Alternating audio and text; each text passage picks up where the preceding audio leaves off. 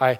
Thank you, everybody, for coming today. So the format of today is going to be a 20-minute speech from our guest, 20 minutes of questions from myself, and then 20 minutes of questions from the floor. As you may have guessed, you're not here to see me. So, with over 240 appearances in the Premier League, including 130 for Manchester City, Joey Barton has had a career filled with both iconic footballing moments and significant tabloid headlines. With firm opinions on almost everything, from politics to sports, ladies and gentlemen, please welcome Joey Barton.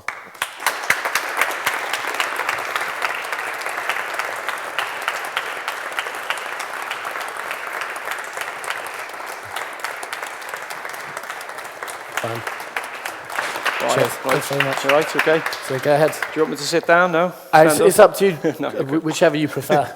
Good evening. Right, this is a bit new to me. I'll keep my pen out.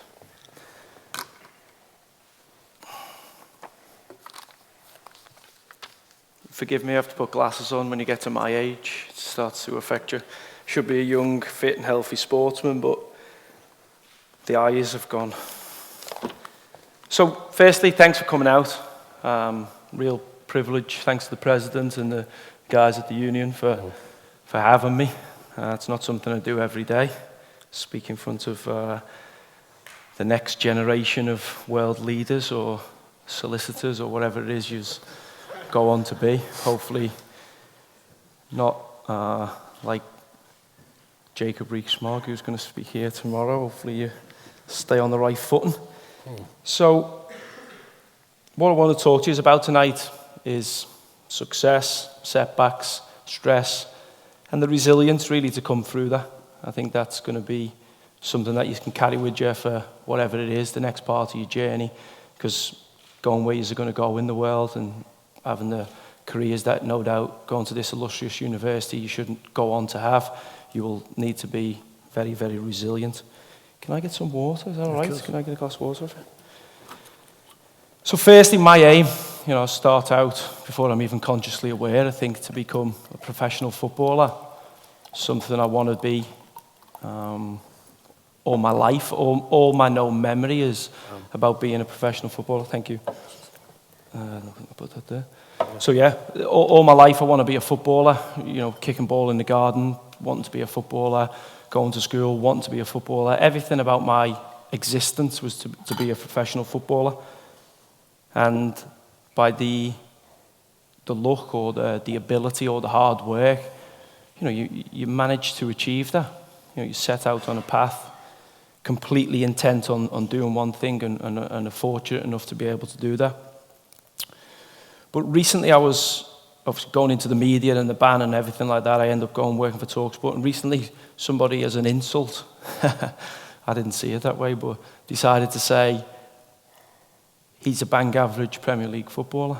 So I was kind of like, it's meant as an insult, but it's actually a huge compliment when you think how difficult it is to be a success, how difficult it is to be a professional footballer. Firstly, just to be a professional footballer and make a living out the game, I think the statistic was about 1 in every 10,000 kids that enter an academy end up having a career where they make money out the game. So then you can imagine scale that up to Premier League level, scale that up to international level, the odds increase or decrease in your favour, whichever way you want to look at it, even more dramatically.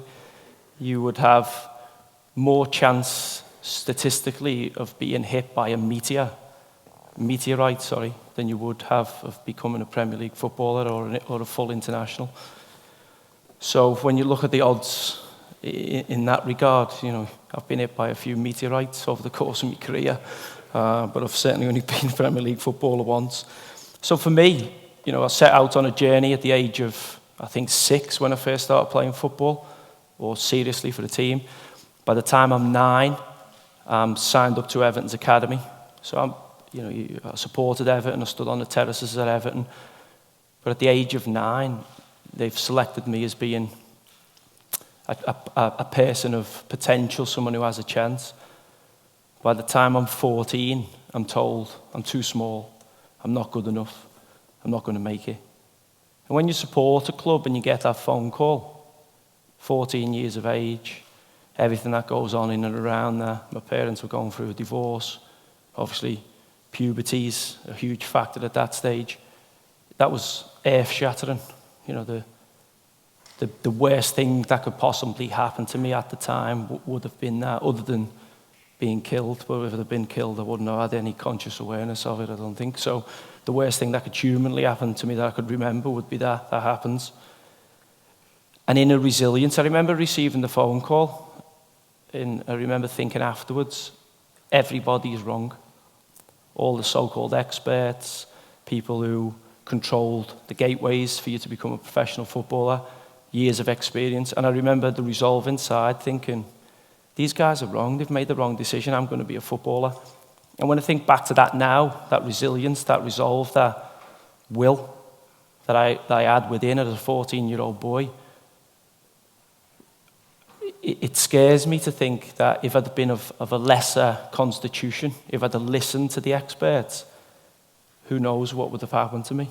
If I'd have said, you know what, I've got lots of experience, they know what they're doing, I probably wouldn't be a known figure. I probably would have been a drug dealer or a criminal or worked on a building site, but I wouldn't have been a professional athlete. There's no way in the world that would have happened.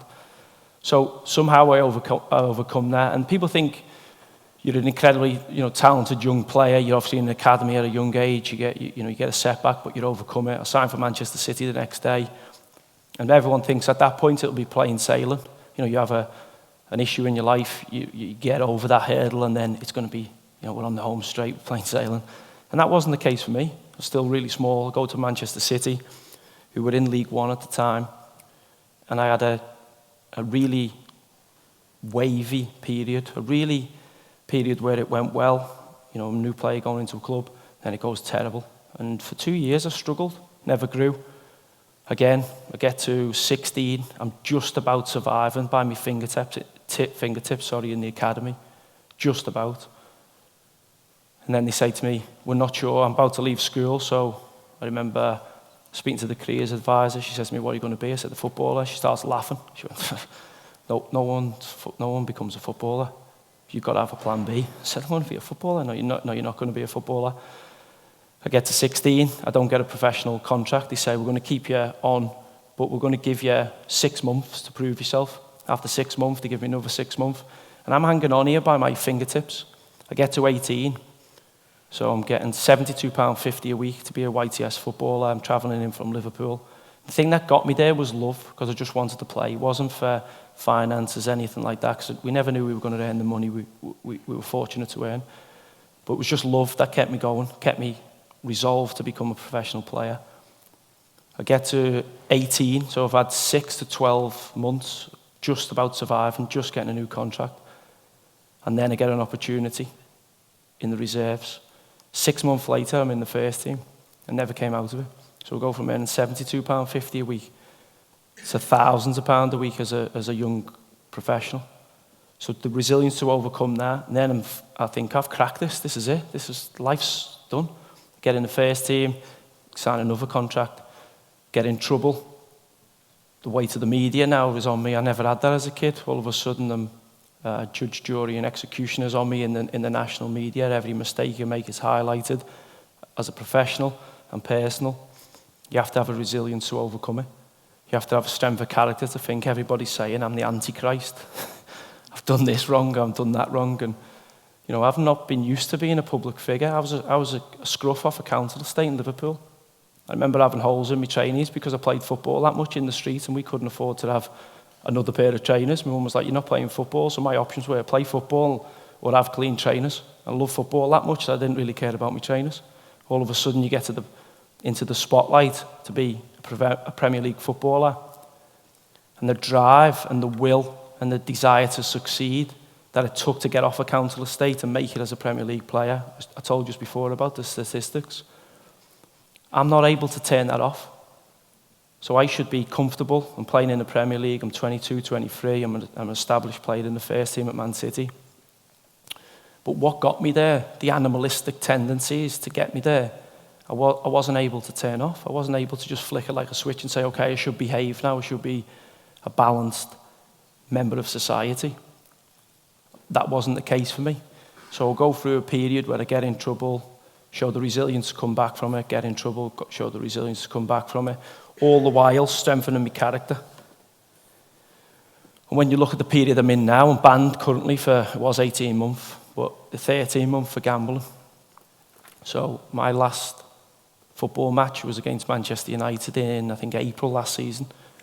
I go from finishing that game, training on the Sunday to Monday, and then the FA banned me for 18 months because they found a betting account I'd had since I was 18 that I'd been gambling on football for the last 12 years.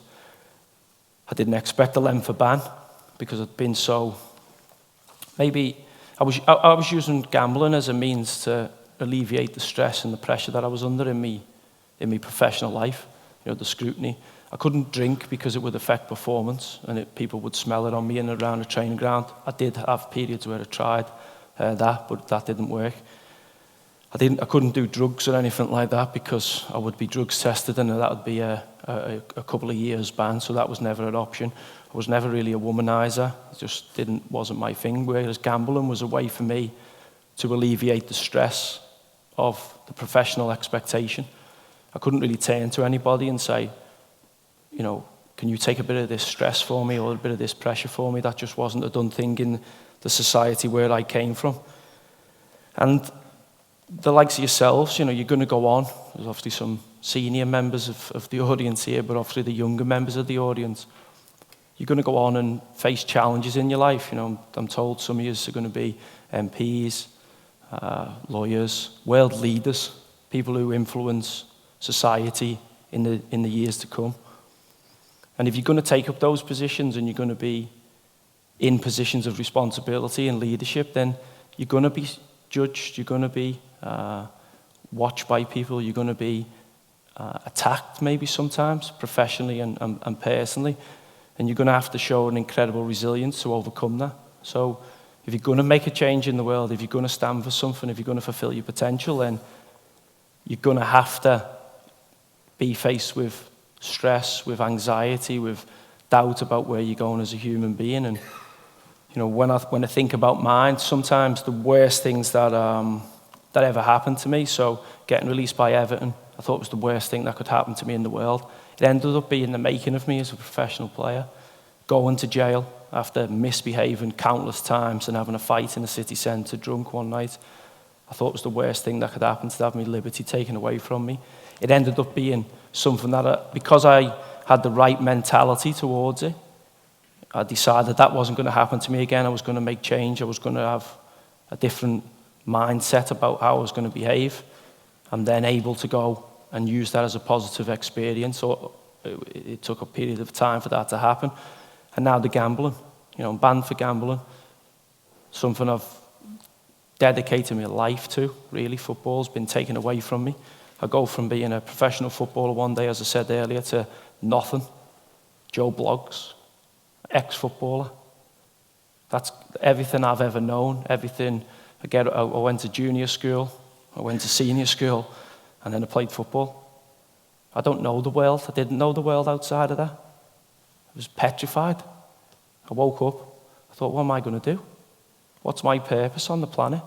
I've got kids, I've got a family, and they keep me grounded and central, but what's my purpose? Am I going to go out drinking? Am I going to go play golf? At some point, that's going to finish.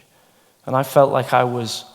The only analogy I could use, really, is when you were in the 6 weeks holidays as a kid, and then everybody goes back to school, and you're off for an extra week. And you think, oh, it's great, everyone's gone back to school, I'm off for an extra week. And you're off for another week. And then you think, I really want to go back to school because I'm bored. I've got no one to play with. I've got nothing to do. I've got no purpose. So for me, when I think about how daunting that was, and I've had days, people say, you're a footballer, you've achieved everything you want to achieve. Yeah, I have. But the most painful thing for me was waking up in the morning, not being able to get out of bed because I had nothing to do. Kids had gone to school, so I'm waiting for the kids to come in to play with the kids. I had no purpose. And what I realised along that journey it was a terrible thing to happen to me, to get banned. It was not ideal. But what I realised along that journey was, I thought all my career, when I finish, I'm going to be able to go skiing. I'm going to climb Everest. I'm going to trek through the Amazon jungle. All these weird and wonderful things I thought football was not allowing me to do because I had to go to training in the morning. So all these things I wanted to do, and then I can do them. Oh, I can go and climb Everest if I want. I don't want to do that. So I had a period where I thought I could do all these wonderful things. I realised that that's not what I want to do. Actually, what I want to do is get discipline in my life. I want to be told what to do. I want to be told where to go. I want to have a purpose. So for me, discipline was freedom. I thought freedom was freedom, but what I've slowly learned is discipline, structure, having a purpose, knowing your direction in life, knowing where you're going. For me, that is freedom. So the FA ban has led me to that. I never thought I would ever get that from them, so I shouldn't really thank them for anything, but if I was going to thank them, it would be for that. So I have to say to you, embrace it. You're going to have challenges in your life. You're going to have crossroads. You're going to have essays to get in where you're going to have sleepless nights, whatever it is you've got to do. Embrace the challenge. Embrace the stress. Embrace, living on the edge. So when I think of what the band's enabled me to do, I never thought I'd be podcasting.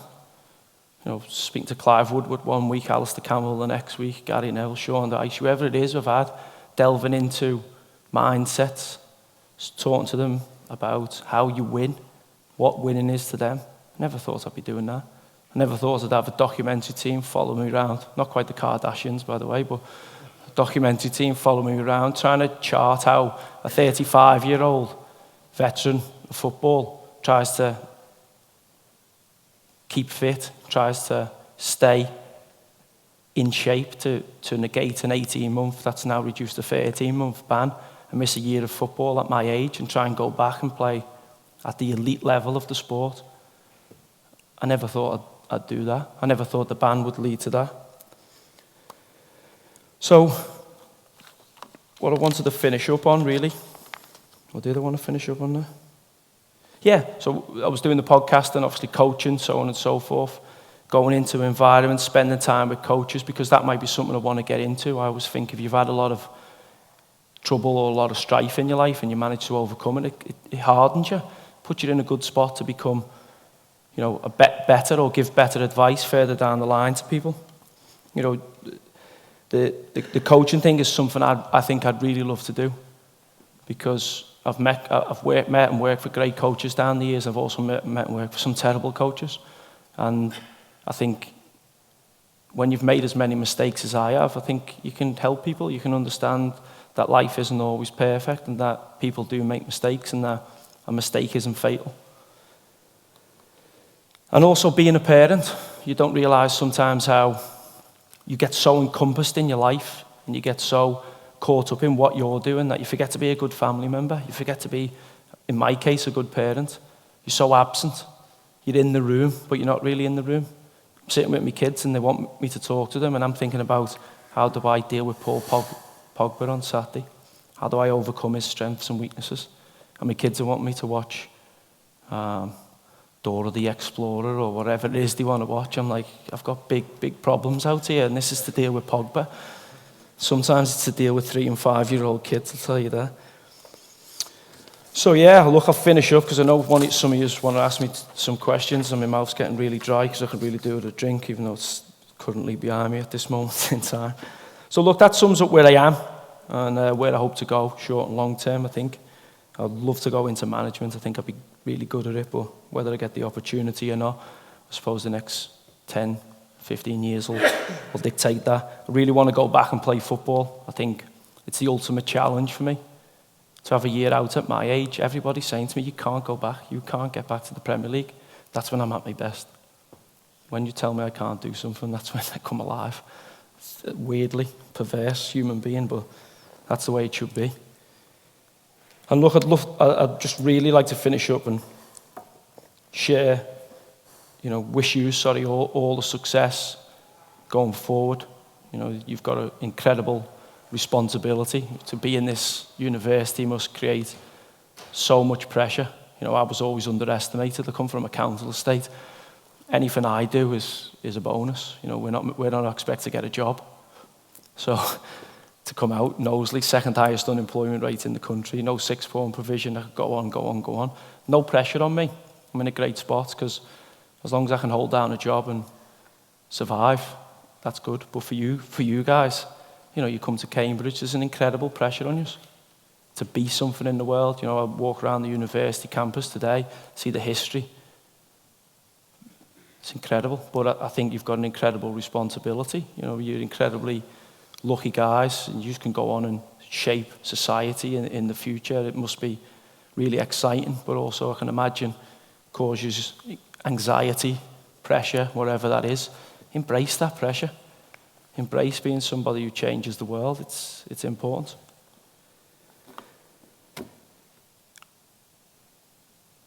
So I'm just trying to figure out where I am. Right, getting to where I want to go is just a start.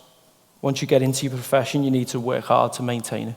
So you need to work hard to maintain your position, obviously, in the school, and maintain, you know, your position in life or in government or whatever, banking, lawyer, whatever you want to be. You've got to work hard. Never stops. Never ever stop working hard. And I just like to finish up saying, look, thank you for listening. Thank you for coming out. Look forward to dealing with any questions or anything you want to know from me. Feel free to ask. Thank you.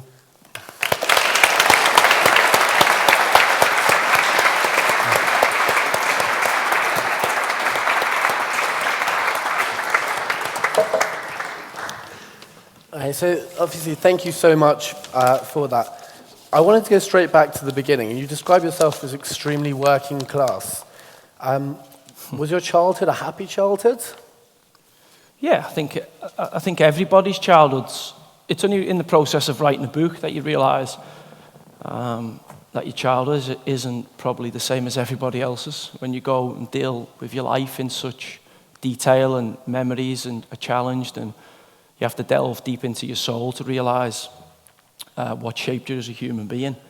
You realise that it's not normal for people to use extreme acts of violence when dealing with a conflict with somebody else.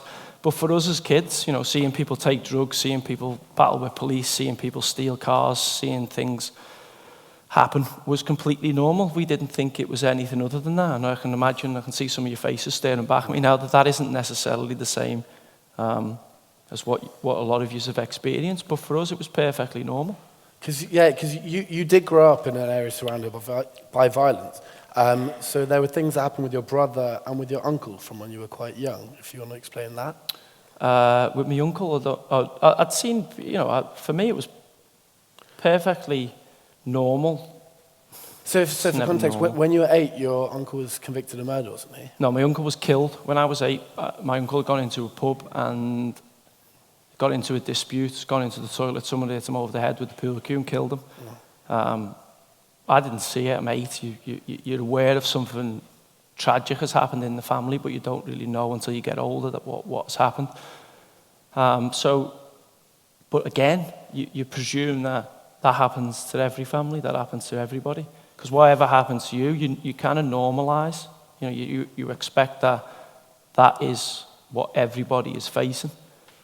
So I look at the upbringing I had, the school I went to, as I said before, Knowsley, I think it's the second highest unemployment rate in the country, has no sixth form provision. It's the only borough with that in the whole of the country. But also there were some fantastic people, some great people who've come out of the borough. There's some really, really impressive human beings that have been shaped in that fairness. You know, I don't think it's necessary that you go to Cambridge and all of a sudden you become a world leader or a superstar. I mean, when I look at the Rogues Gallery from this university, you know, they've had everything, every privilege possible, and yet they've still managed to make the same mistakes as us kids off council estates. Yeah, and I was just wondering, because you have had a football career that's picked up a reputation for violence. Do you think you'd be as successful had you not have grown up in such a kind of violent background? Do you think it's helped you along the way as well? Well, I grew up playing football, which is another, you know, there's many things, politics, as lawyers, every single profession, I think, is a bit of an animal kingdom. where it's a law of survival. You've got to survive in that profession to get to the top of that profession. And some people who maybe don't have a certain constitution on, whether it be banking or politics, as you see now, you've got to have a certain way of conducting yourself that will allow you to get there. I know for a fact that I've been born into a middle-class family where everything was loving and the environment was very balanced. I wouldn't be playing football. No way. That's why most footballers are working-class lads off council estates, because they've got burning ambition to be something in the world and prove themselves. It's the MO really of a sportsman. I mean, if I'd have come to Cambridge and had this opportunity and prep schools and all that, I don't know what I'd have been. I probably wouldn't have been a footballer. Yeah, it's just because it's interesting, because you speak about, on the one hand, the responsibility of sportsmen and public figures, and then on the other hand, how this is just how you grew up. You grew up in a household where violence was normal, and if you were hit, you were hit back. Are you confusing that? Violence wasn't normal. My parents weren't ever violent towards me. The society that I was around, but I didn't know at the time. That's the thing. I never thought this is violent. I just thought this is normal. So it's only when you look back with the hindsight of time that you realise that was actually not normal. When I think how I was brought up and my kids were brought up, they might as well be on another planet. It's a different planet. Yeah. Do you think? But also, when you think about, I'm born 82. If you think about the 80s and 90s, whether it be in the workplace to today, it's different, as we're seeing with the fallout in the paper and the papers about what everyone's been up to.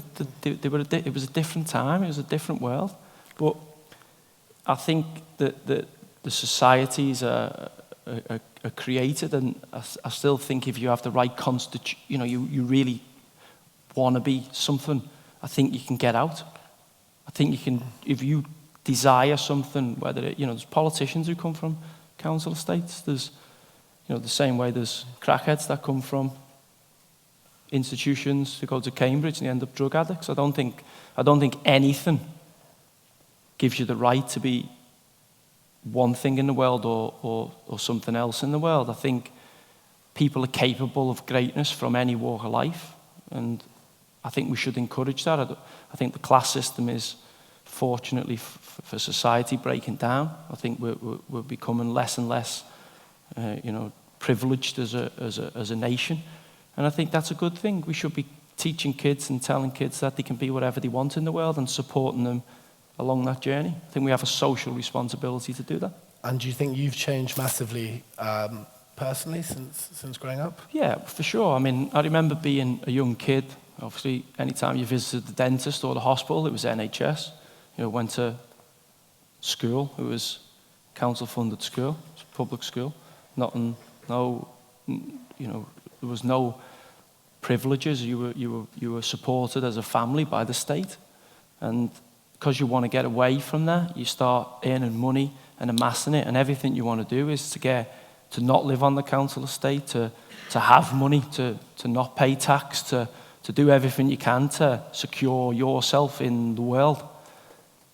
And then you realise that isn't the way. You realise that you should be privileged to pay 50% tax. You should be privileged to put something back into the system. You should be privileged to support great causes of our great country. And I didn't understand that till I was 24, 25. And for me, we all have a social responsibility. Whether you work for a company like Amazon or something, that they should put back in. We've got to create that society again. The society can't be what am I taking out of this? Take. We've got to look after each other. I feel we've got to look after each other, and we've got to look after the people to come. I think people have helped me in the course of my journey, and I think it's a responsibility for me to give back. Yeah, because it's interesting, because you speak a lot about responsibility and the kind of platform that sports people have. And you do have a regular column in The Big Issue, and you speak out a lot on Twitter about political issues. So I was wondering, how do you use your platform? I just do my own little bit. I'm just a normal kid. That's what I am. Normal boy from a working class family. That's it. Nothing special. Was good at kicking the ball about. And if people want to listen when you speak, or you can raise awareness to a cause. I mean, one of the greatest achievements in my life, obviously outside of having kids, is getting an e-petition heard in the House of Parliament for the victims of the Hillsborough tragedy. What more can you do? No medals, no winning on a Saturday, picking up your wage packet. Nothing compares to that. That's the greatest thing you can do. So why would you not want to do more of that? Why would you not want to help? I've got nothing out of it other than it's a good thing to do. I think we should all embrace others and be better at, and I'm guilty of not doing that all the time. I'm not perfect, I'm far from that. But I think when you have that in you, when you want to help people, the world will be a better place. Because it sounds like you still are, despite an incredibly successful career, you're still very connected to your working class roots. Is that fair? Yeah, well, I don't think you ever get away from it. Whenever I was in the process of doing like podcast or the book. I didn't want to write a book for 4 years because I was thinking, like even tonight, I come here tonight, I'm like, who wants to listen to me ramble on? Who wants to listen to me talk? Why would anybody get out of bed or get off the couch when there's something good on the telly, come and listen to me waffle on? I can't understand it because in my head, I'm a kid off a council estate. I know I've played football, but I don't see beyond that. I'm humble enough, and there's times when I haven't been humble about it, but I'm humble enough now to know and appreciate people coming out. And I think the working class kid never leaves you. You're shaped where you're shaped, and it doesn't make anybody better than anybody else. Because there have been a couple of pretty famous incidences on and off the pitch. So if I can read off a couple. So December 2004, stubbed a lit cigar in Jamie Tandy's face. May 2005, broke the leg of a 35-year-old pedestrian. It wasn't my fault. I was just driving and somebody fell in the road. But yeah keep the rap sheet going. 2005 in June, sent home from a pre-season tour of Thailand after a brawl in team hotel. Do you regret this stuff, or is it stuff you just see as part of your journey? I mean, what can I do about it? If I could go back now, if you give me, I don't know whether you've got this, because I know you're into genetics and you've got all different scientific industries going on in around Cambridge now. But if they've got a time machine, I'll quite happily go back in it and reverse all that if I can. If that's possible, look, sign me up. I'll go. There's lots of things I'm not proud of. There's lots of things I wish I'd have done differently. But am I the only person in this room? I guess I'm not. But if I am, well done. Keep leading the lives you're leading. So for me, I think, of course you regret all that. You don't do it for that reason. But you have troubles in life. I'm not trying to justify it. I've written a book. I think the fellow was selling it outside. That's nothing to do with me. It is a bestseller for a reason. And in that, I tried to put some context into what's happening. Not to try and justify it, but if I went to school and you were weak, you got everything took off you. You got your shoes took off you. The kids would pick on you. If I rode around the estate on a bike, someone liked it, they just take it off you. So if you couldn't learn to fight, you couldn't learn to look after yourself, you couldn't have a menacing demeanor about you, then you would be exploited.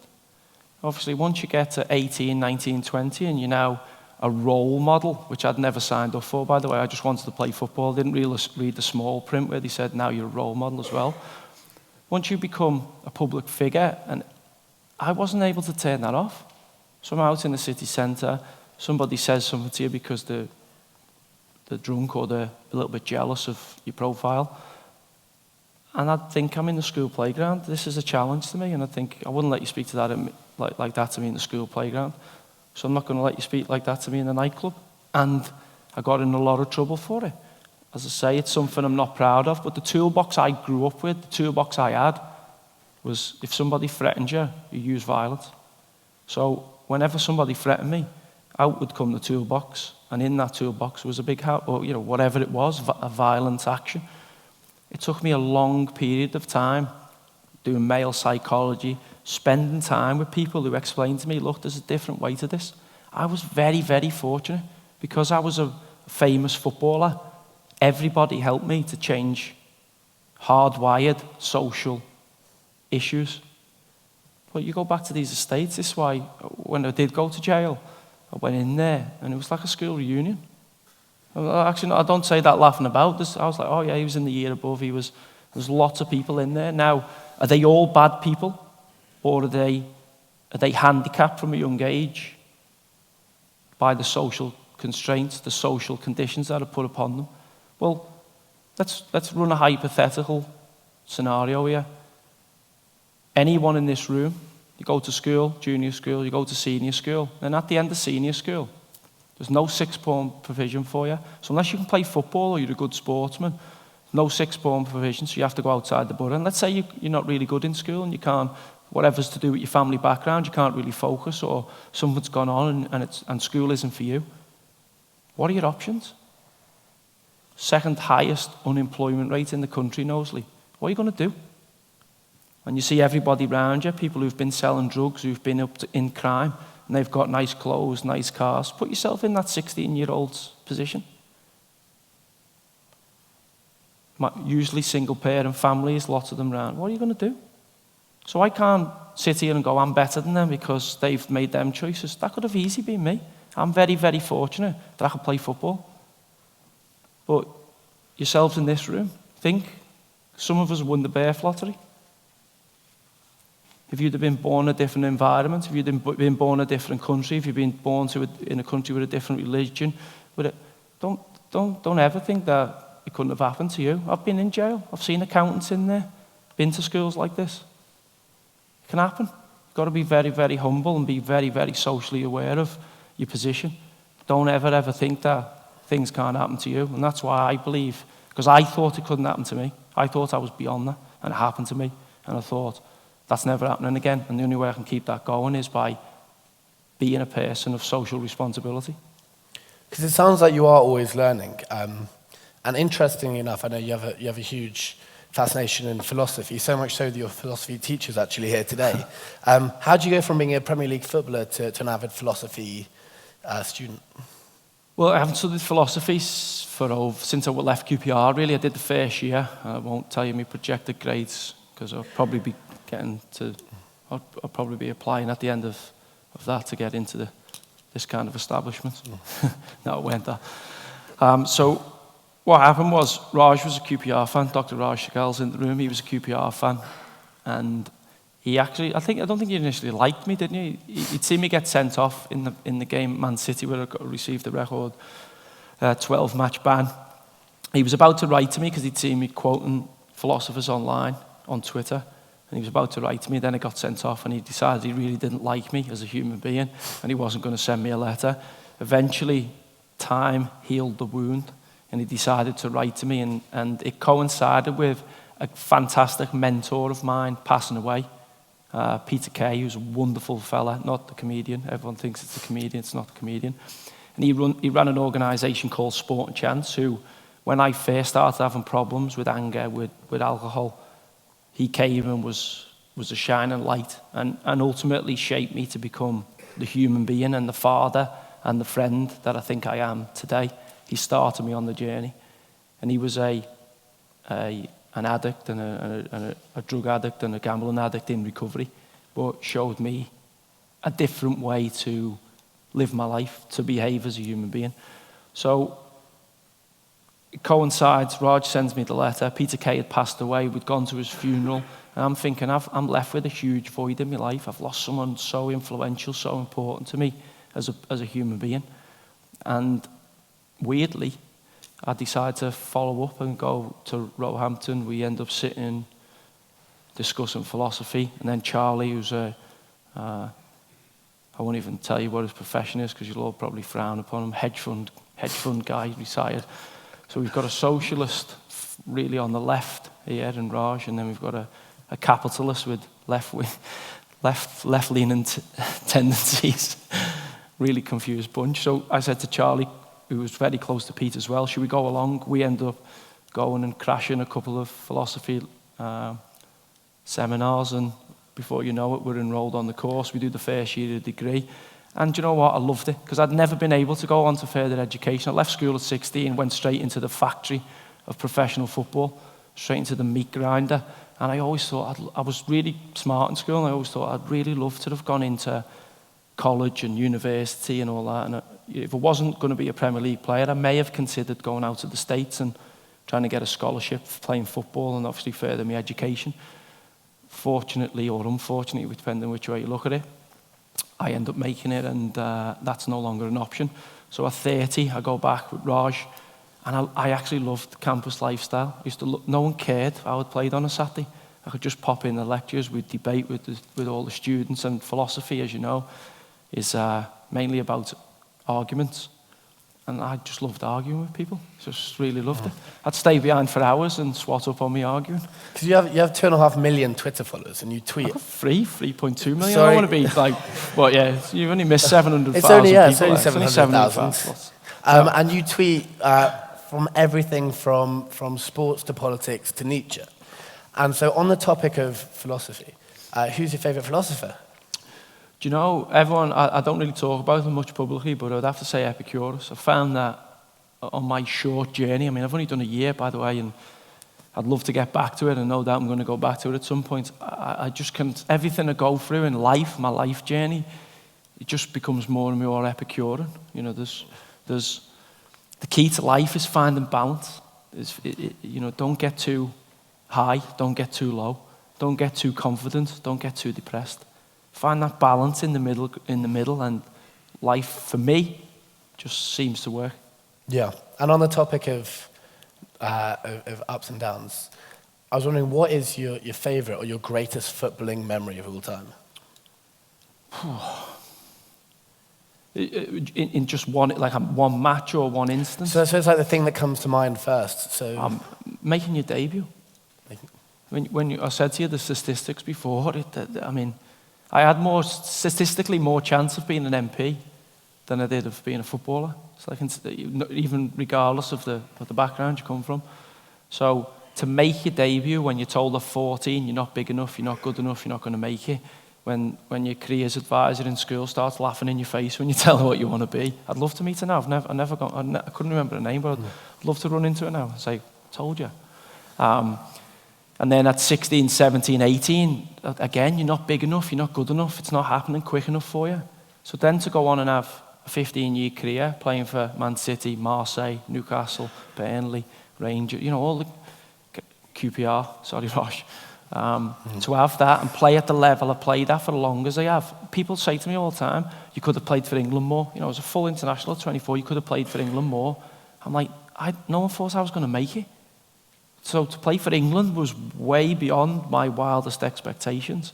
Yeah, you know, you sit back and think if it told the line, if it had been a bit more disciplined, could they have got more? But I'm like, don't be too greedy. You have to be happy with what you get. So everything after making it and making that debut was a bonus. And life for me now is a bonus. So I'm enjoying realigning, setting new goals, setting new targets. And I think so many people are guilty of living in the past. So they go, I think that's a big issue with footballers who leave football.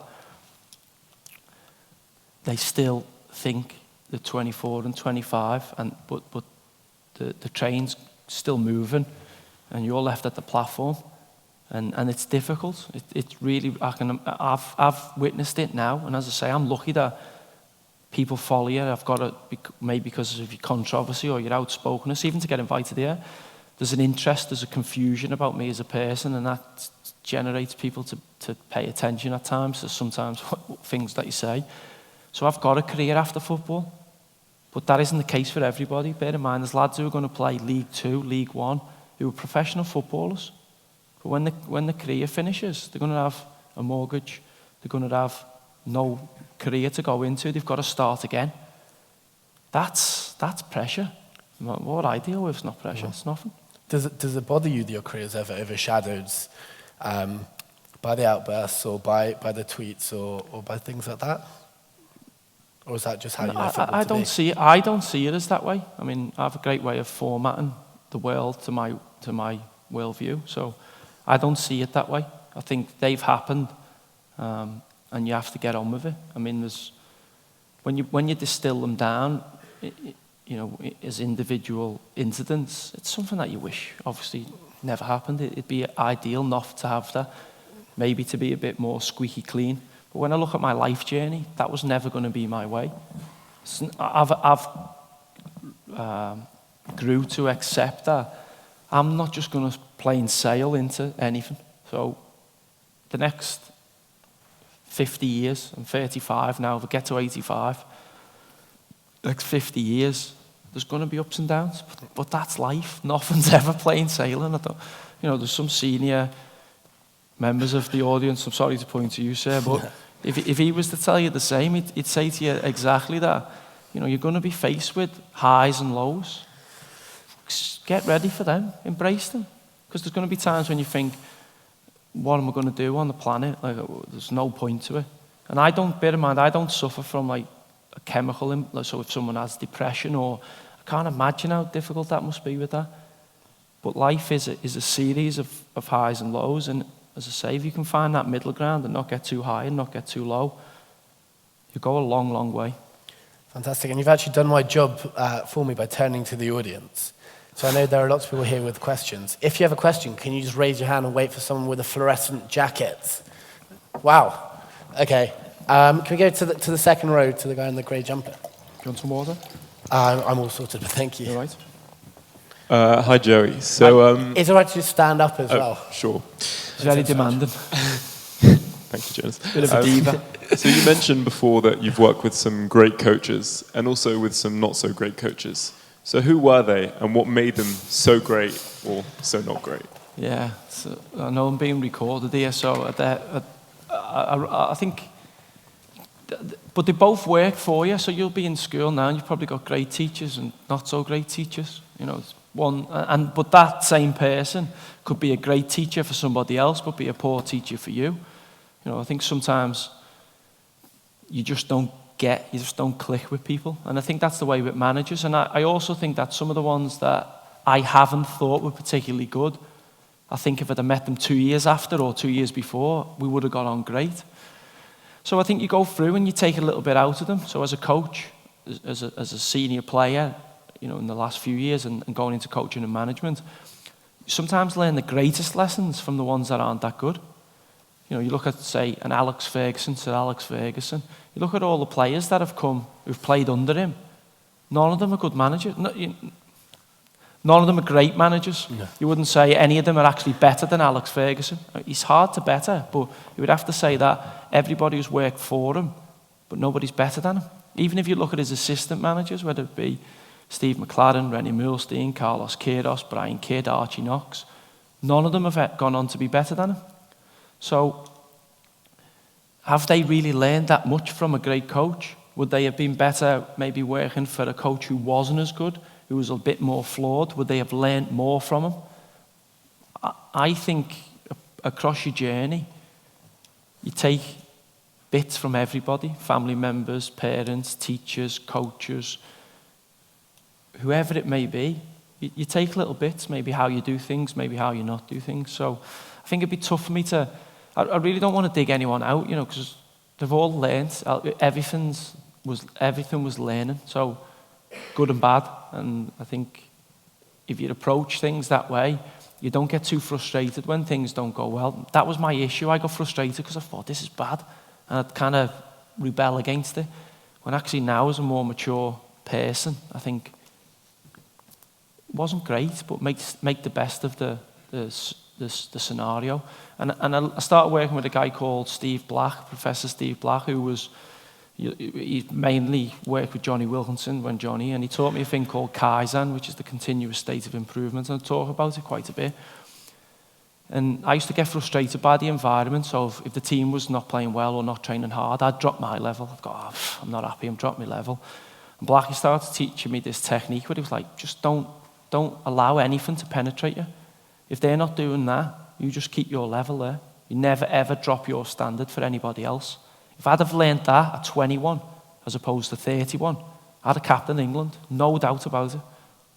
That was the greatest thing he gave me. He just said, never ever drop your standard to fit in with anybody else. And when I sit and think about that, I think, wow. But if I'd ran into that at a younger age, who knows what would have been? I'd have definitely achieved more than I achieved as a player. So if I was a full international, albeit one game, I think I would have got more caps, and there's a good chance, knowing my style, that I would have been given a leadership position within that. So great. Can we go to the front row, just the guy in green? Right. So as an Irishman, when I think of a football player that reminds me of you, I think of Roy Keane. he's much better than me. I was thinking, how much of an influence has he had on your career, and has he ever reached out to you during one of your controversies to like give advice? And also, have you ever considered a career in politics? Because you seem to be quite interested in that quite a lot. No, great question. Great question. Roy Keane, obviously, you know, amongst other players who played in midfield, I'm 16, 17, 18, and you're growing up watching Roy Keane dominate for Manchester United in Europe, and obviously domestically, as well as like Patrick Vieira and, you know, the Gascoignes and all these kind of iconic players. So you naturally look at them and you study the game and you want to emulate them in any way you can. And then I play for Man City. I'm in the first team, and every time we have a derby, it's against Man United. So all I was intent on doing is letting Roy Keane know who I was, and he was in the game. And you know, the competitive rivalry of that for me was a huge target. You know, if you can set your stall out against Roy Keane, then you put yourself on a footing in world football. And I wasn't good enough. I tried my utmost, but I wasn't good enough at the time to get the upper hand on him and Paul Scholes, although we did beat them at time to time. But over the course of a season, you wasn't able to do that. And I think, you know, you go through and players, you don't show weakness in where I'm from as a society. No, you don't show any vulnerability emotionally. You just don't do it because it's exploited. Then you put that in an alpha male environment of a football dressing room. Don't tell anybody you're feeling a bit nervous or you're a bit vulnerable or I don't feel that confident today because I'm getting a bit of stick from the crowd. You can't do that. You do that, it's the end of you. So it's an environment where men were men. And now as I've developed, you kind of realise that actually the strongest men in the room talk about stuff like that. They communicate at that level, but at the time I didn't know that. So Roy would never reach out to me and say, "Bad, are you feeling a bit down? You're a little bit lonely, I can help you." Or if you had it's just us, that's not the world we live in. What was the end bit of the question you asked me? It's about politics and whether or not you... Yeah. So what happens is I go to jail and I am... it's a funny story to tell, actually, to me. You might find it funny, but I always remember Twitter's kind of not taken off, but people are aware of Twitter. And I'd been football's bad boy. Media control the news. They control the gatekeepers of those big media outlets control the news. And I was put in a box of he's a bad boy. By the way, I'd done things to get in there, but the caricature of me was he's a bad guy, and that's no matter how much I wanted to change, that's what I was. And I could do 10 great things, but they were waiting for the one bad thing so they could reinforce the caricature. That's the industry. That's showbiz, as they say. So I go on Twitter, and I remember tweeting. I was like, I'm going to explore this. I've been told, go on Twitter, it'd be great. You give him community, people see a different side of your personality. I remember watching it in the background. I was like, Twitter for me was, in my opinion, the equivalent of giving an arsonist a box of matches. I thought, if I use this medium and speak my mind, it's going to cause chaos. I was probably right a little bit on that. I was not 100% accurate, probably about 90% accurate on it. So I watch it go on in the background, and I think, yeah, do you know what, I'm going to have a go with this because the media have painted me in that way, and that's not me. It's not a true reflection of who I am as a person. So this is an opportunity maybe to do something different. So I go on and I post my first tweet. I can't even remember what it was, something very, very mundane. And the replies to it were, "This is not Joey Barton, it's a fake account because Joey Barton can't spell." So I was like, okay, public perception of me is that low that anything I do from this moment on is like a positive. the next thing, a couple of days later, I'd put that I'd read a book and I'd found this book. I can't remember the book, but it was very interesting.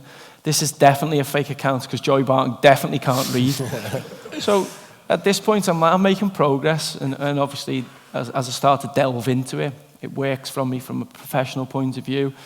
I start talking about things that I'm actually interested in, and it's just got people confused because they're like, this doesn't fit with what we've been told about you for the last 7 or 8 years. It's not.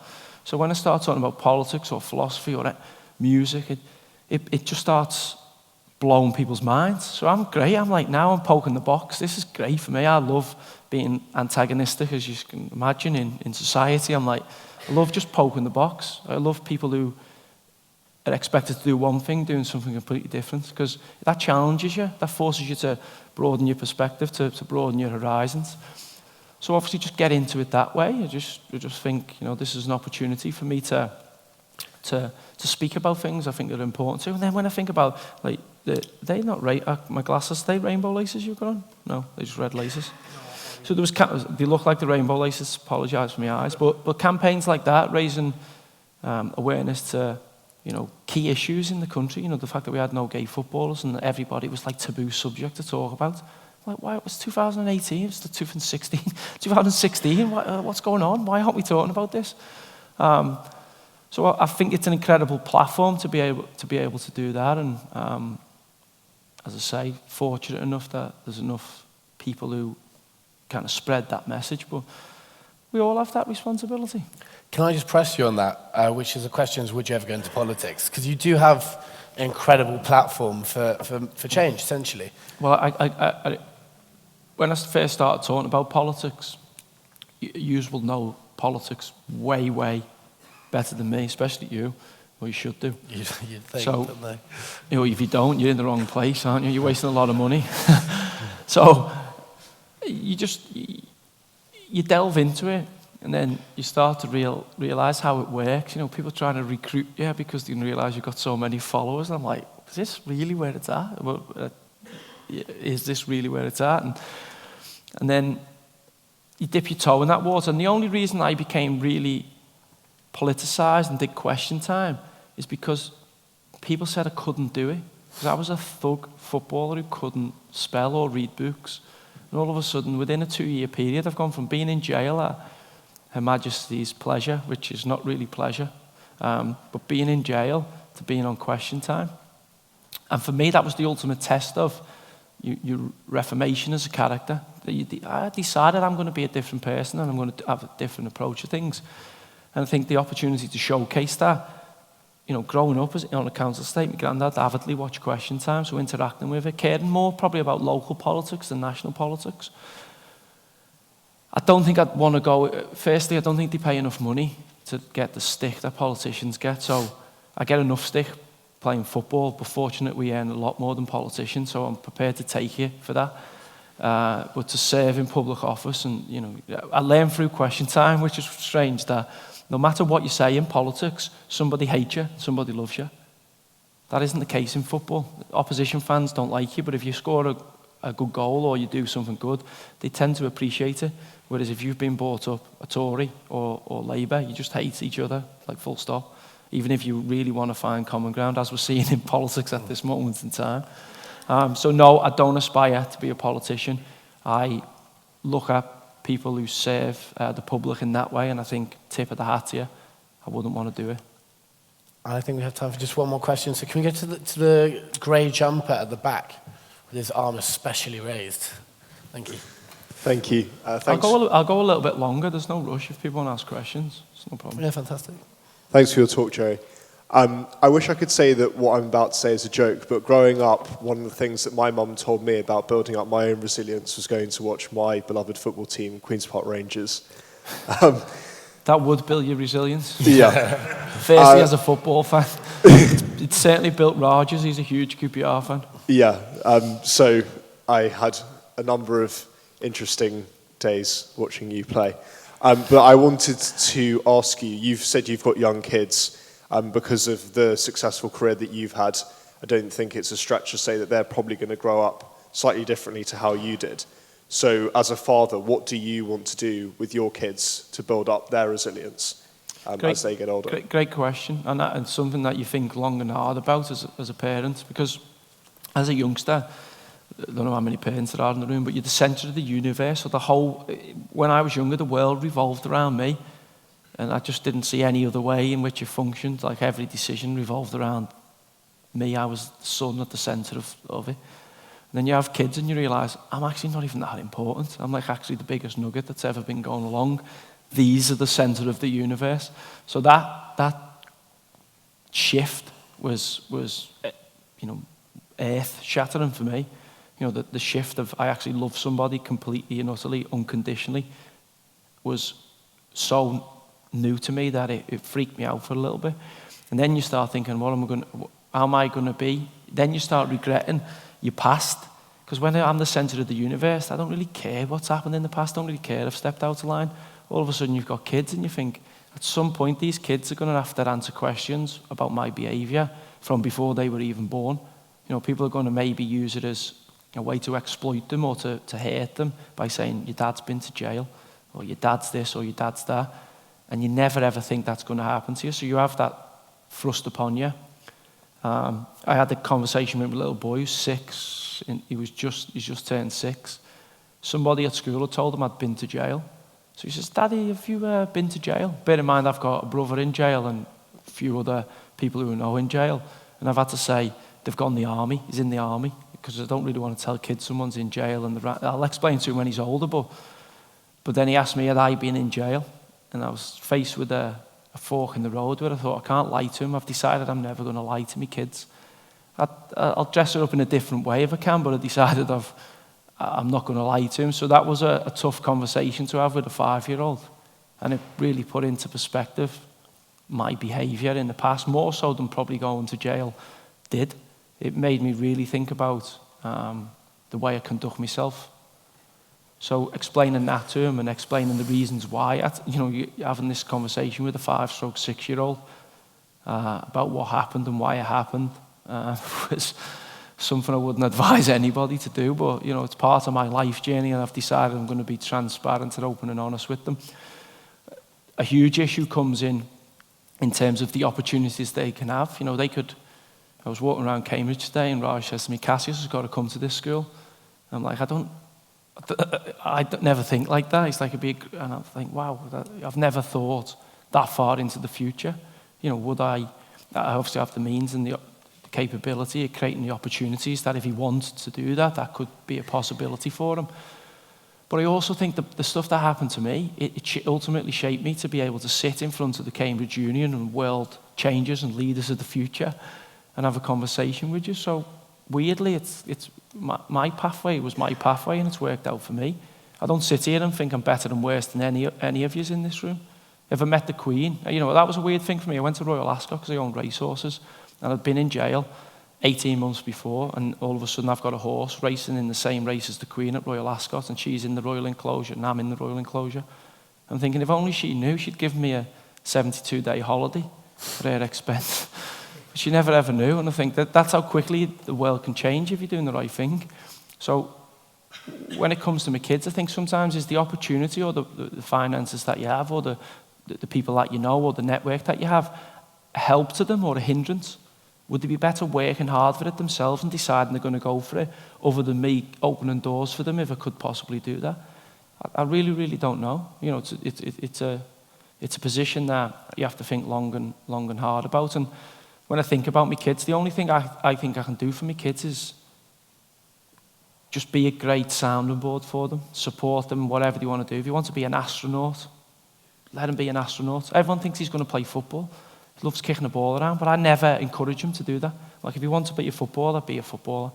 If you want to be, as I say, an astronaut, I'll do everything I can to help him be an astronaut, support him, and think that's your role as a friend, that's your role as a parent, even more so, just to be a good support network for them. So if I can be that for my kids, then that's a huge bonus for me. And you say his name's Cassius? Cassius, yeah. How is his football? Yeah, he's a good player. I mean, he's 6. Who knows? Yeah. Do you know what I mean? Hey, so no I don't debut know. just yet. They all just chase it around the playground at 6. Yeah. I don't know how clubs are signing kids at 6, because I think I'm an expert at football, and I don't think I could tell you someone who's going to play in the Premier League at 21 who's 6. Yeah. But these experts out there can leave them to it. And just time for one final question. Can we just go to the right, to the person in the striped jumper? Hi. I was just wondering, I'm also from a working class background and find it weird that I'm here.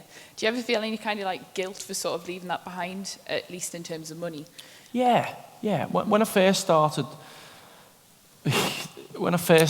playing football, as I say, everything I wanted to do was escape it. I wanted to escape all the issues that were there, because I thought if I get away from this, everything will be fine. You know, there's like a nirvana outside of this council estate, and you know, money, and it will take me there. Then you slowly realise that they've just got the same problems, they're just packaged in a different way. Everybody in every walk of life, privileged, unprivileged, rich, poor, middle, they all have the same issues.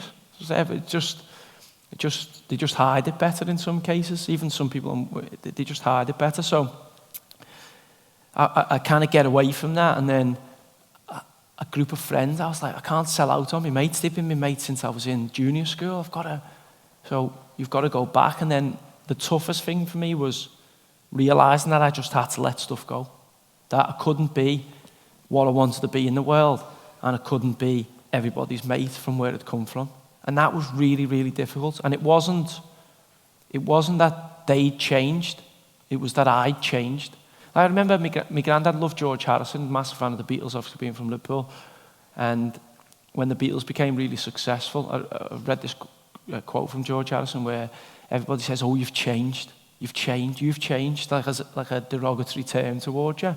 But it's actually the greatest compliment when you think about it that anybody can give you. Certainly when you come from where I've come from. You've changed.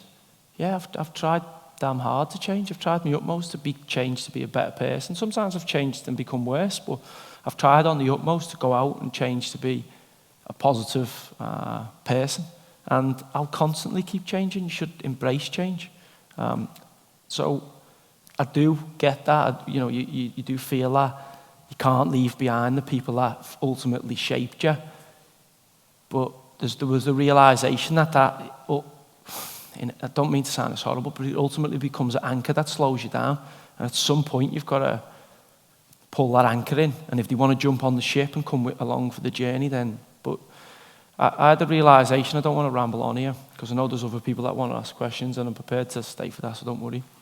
But I really disliked myself, even though everybody who looked at me at 23, 24 thought I was really happy. I had all the trappings of everything that I needed to be successful. Achieved all my dreams, 24. So externally, everyone would have been looking at me going, how can you be unhappy? And it was probably the most unhappiest period I had. And it was because I didn't like myself. I didn't like the person I'd become to get where I'd got to. So I had the realisation that it's great to get on with lots of other people, and it's great that other people like you and all that kind of thing, but I had the realisation that I'm the one person that I've got to spend 24 hours a day with, 365 days. When I lie down at night to go on the pillow, I've got to like what's going on internally, or when I look in the mirror, what's coming back. If I don't like that, then that's a tough existence. And I had parts of that where it was a tough existence. If I'm not happy with who I am as a human being, that's tough. So in order to get life being beneficial for me, I have to correct that.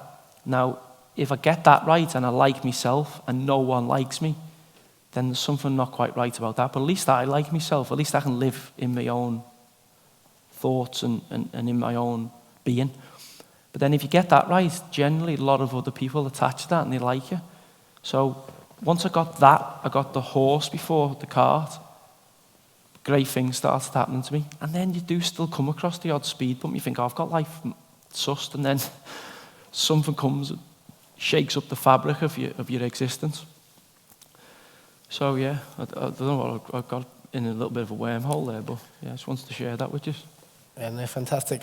Since you said you're happy to stay, and it seems like there are more questions than people in the room. Can we go to the man in the red jumper on the second row? Yeah, that's you. If you do need to leave, just stand up and go, quietly, I suppose. Hi, Joey. I think about the documentary that you were involved in that John Fashioner's daughter made about. What was your reaction when you were first asked to be involved in that? Yeah. Do you want me to answer? Yeah. Well, firstly, I wasn't the first person asked. So why I did that, again, me being me, was Amal Fashioner, who's his niece, was trying to get a documentary made. So she sent out, requests to the hoi polloi of Premier League football. So obviously, at that stage, I was down the food chain. And I didn't really want to do it because I had enough going on. I was like, the last thing they need is me talking about that issue. Somebody else should do that. And obviously I had an uncle who was gay, so it was a topic that was important for me personally that somebody spoke about. So anyway, after a period of time, Amal came back and said, look, nobody in football, nobody is prepared to talk about this. I'm like, what? It's like, I think it was 2014, 15. I'm like, nobody in football is prepared to have a conversation on camera about this. She said, no, they're all scared that everybody will think if they talk about it, that they're gay.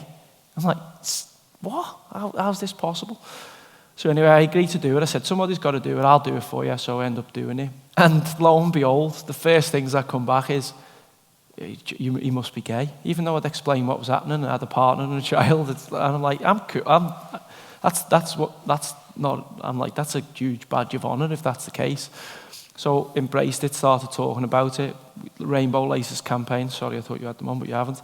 That came off the back of it. It's now, if you see the Rainbow Laces campaign now and the awareness around it, it's now become a weekend event in the Premier League where they all embrace it, which I think's, we've got lots of work to do on the issue, but it's a show that we're moving in the right direction. And also, I thought it was a sad predicament of where we were at as a sport. At the time when we'd had rugby and other sports that had kind of dealt with the issue.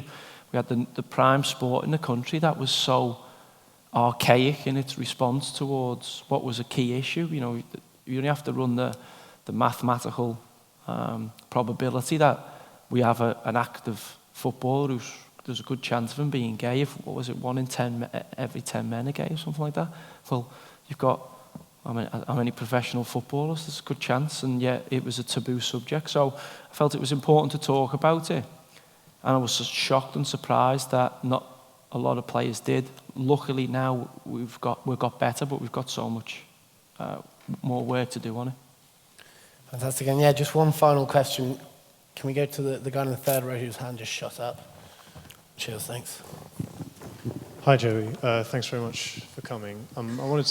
You touched on this point that everyone in this room has made mistakes and has done misdemeanors, but you're the only person who's had them highlighted, put on the back pages, and analysed under a microscope. Am I? Is that right? Has no one else been out? No one else?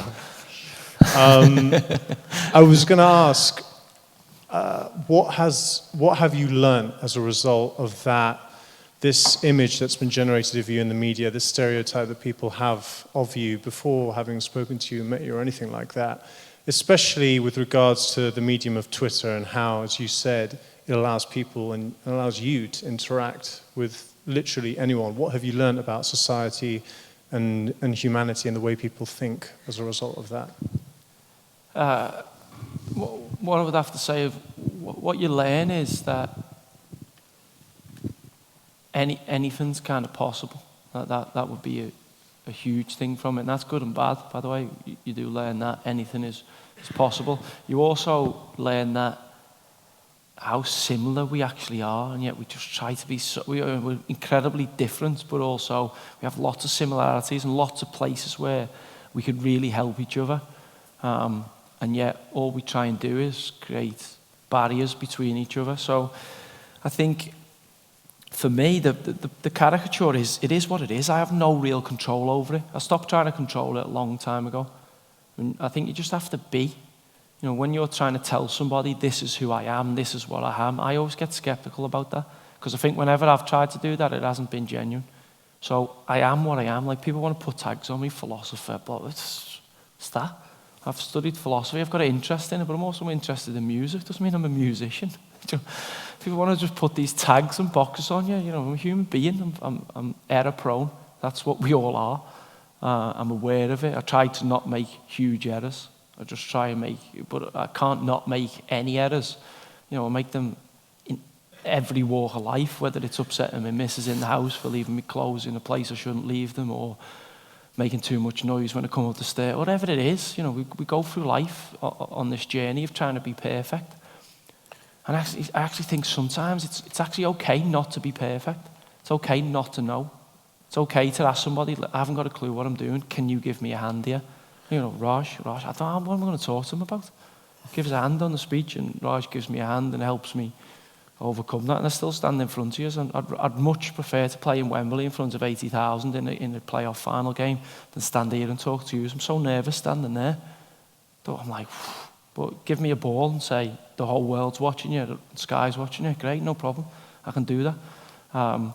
So yeah, but I'd say the one thing it does learn you is be okay in your own skin, but also be okay not being perfect.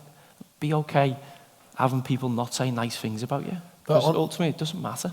On that point, you obviously have a huge Twitter presence. Are you the most authentic on Twitter? Or do you ever feel like that's something you try to create for people to see? I don't think any of us are ever exactly who we are in private, in public, and I don't think we should be. I think it'd be a really, really strange place if we were. Yeah. I think you have to, my take on it is, I'm just me, and I'm really honest, and I know sometimes that causes controversy, but then I'm not a very good liar, so that's why I probably couldn't be a politician. I'm not good at lying. Seriously, I'm not good at lying, so it's tough to do. It's tough for me to toe the party line.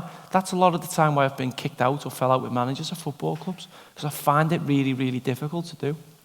I've got better at it, but I find it difficult to do. So instead of trying to lie and waste energy trying to become better at that and more Machiavellian, I'm just like, I'm going to be me, and it's going to upset people from time to time, but I don't do it to hurt people. I don't do it for sinister reasons, and I know sometimes things I'm going to say, if I'm giving a critical analysis of a player on the radio, I know he's going to hear that and it's going to piss him off. I know that, and I don't do it for that. I'm like, my responsibility here is this, and I'm quite happy to do that. You know, I don't get up in the morning and think, right, I'm going to target him because I don't like him. Although there's times when you've said things that you think, you know, like about the Everton manager, I thought I didn't really need to go into that much detail. And if I had this time machine that I hope is being developed by the boffins that are in this university to use in future, I'll go back and I'll self-edit that. Fantastic. It is a shame to say we're out of time, but I just wanted to end with one final question, which is, you said you're not going to go into politics. You're on a break from football right now. What does the future hold for you? I'm gonna try and go back, and play football. I think I have to keep my ego in check here, but I think I can do it, although there'll be justifiably a lot of people going, you can't have a year out at 35 and then go back into the Premier League, especially when my ban is I'm total banned from football. Where if I failed a drugs test, I could go and train and be banned from games, but because it's a gambling one, I'm banned from all football activity, so that's a complete ban, so I'm not allowed to train, so I've got to compensate by doing that training. But I could mope about it and feel sorry for myself, but it's ultimately self-inflicted. Could it have been a lesser ban? Well, yeah, realistically, when you look at what had happened.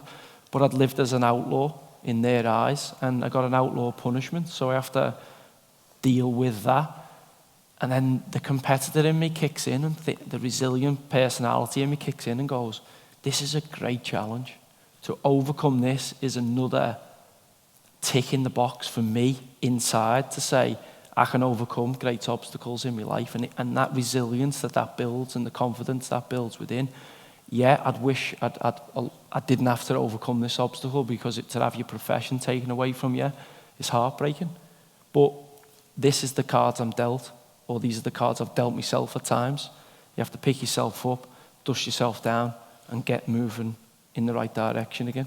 Yeah, well, everyone here wishes you the best of luck. Thank you so much. Thank you. Cheers. Thank you. Thanks so Cheers, much mate. for that. Thank you. Cheers. Should we head out? Yeah,